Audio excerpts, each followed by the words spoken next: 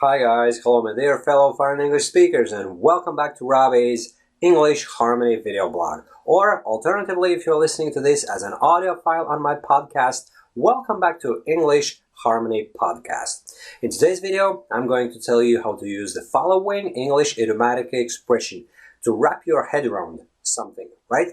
So, if you're interested in this, and if you want to learn a few sample sentences from me, and moreover, if you want to gain some inspiration so that you can come up with your own example sentences and do some spoken English practice by incorporating this phrase to wrap your head around something in it, stay with me for a few more minutes and everything is going to become very clear to you, my friends.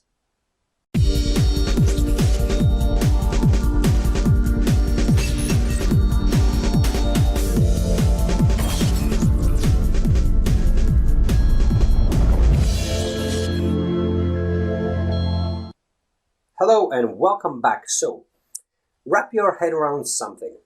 Let me tell you right off the bat, my friends, when people land on my website, which is englishharmony.com obviously, right? At first, it's actually quite hard for them to wrap their heads around the basic concepts of the English Harmony philosophy because some people get overwhelmed, there's too much information on the blog.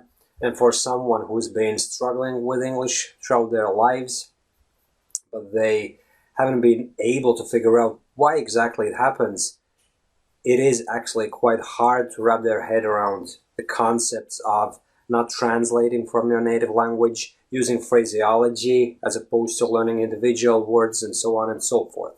So, as you could clearly understand from this example, to wrap your head around something means to understand something. Simple as that. It's just idiomatic language, right? So imagine yourself trying to wrap your head around something. It kind of means that you're trying to encompass some abstract concept with your head. Basically, you're trying to understand. You're trying to put that thing in your head and understand it as a result, right?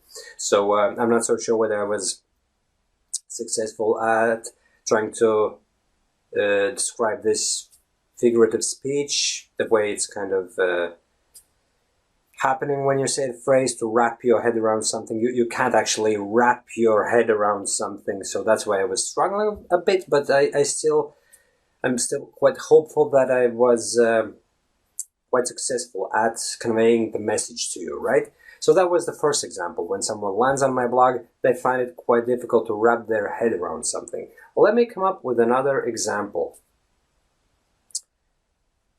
Speaking of the computer course I'm currently attending, right? This is my third week, as a matter of fact, on the course, and I quite like it there, right?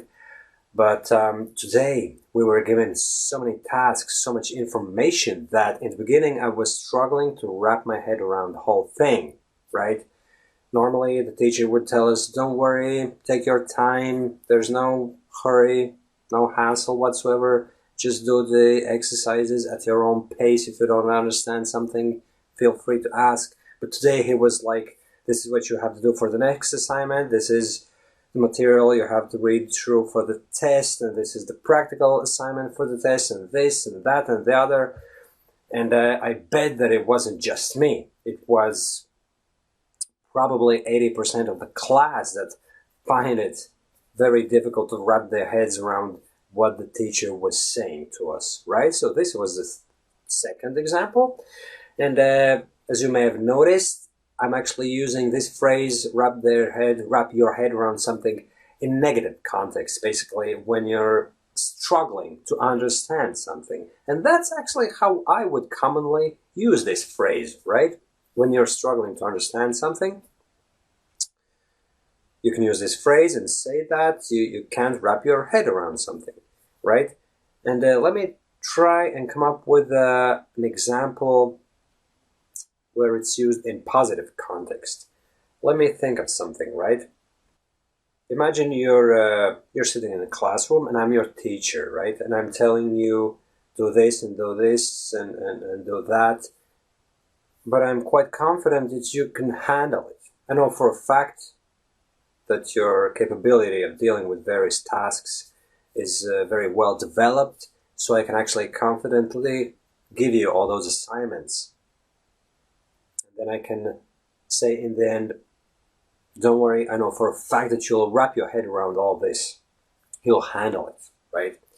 So let me just say that it doesn't sound right. It doesn't sound spot on. And correct me if I'm wrong, but I think that native English speakers would use this particular phrase in negative contexts predominantly. More often than not, you will hear people saying, I can't wrap my head around something, or I'm struggling to wrap my head around this concept, or something like that. All right. So even though I came up with the third example sentence, where the phrase was used as a confirmation, basically, it was used in a positive context, right? I still believe that if you were to use that phrase in real life, don't try to do that. Use it only when you're saying that you can't understand something, right? And now, my friends, it's your turn to do some spoken English practice. And I've been going on about it like a broken record in almost every video I put out on the YouTube channel, right? But that's a fact of the matter, right?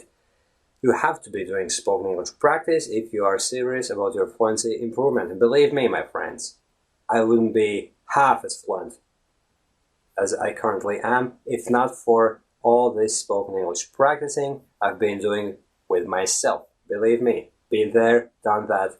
All right, if you have any questions, any comments whatsoever, please feel free to publish them in the comment section below. All right, chat to you soon. Bye-bye.